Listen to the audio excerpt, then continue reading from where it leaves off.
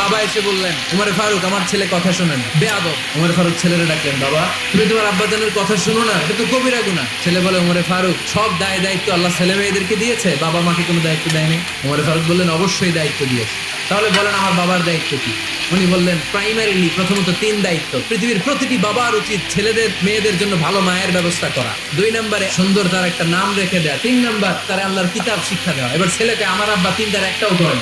এবার উমরে ফারুক রেগে গেলেন, বাবার কাঁধে ধরলেন। ছেলে বলে, আমিরুল মুমিনিন আমার মা নর্তকী, আমার মা মাজুসি, আমার মায়ের মধ্যে কোনো আদব কাদব নাই, সুন্দরী দেখে আমার মা রে বাবা বিয়ে করছে, আমার মায়ের কাছ থেকে জীবনে কিছু শিখি নাই। 2 নাম্বার সাম্মানি খানফাসা, আমার বাবা আমার নাম রেখেছে চামচিকা।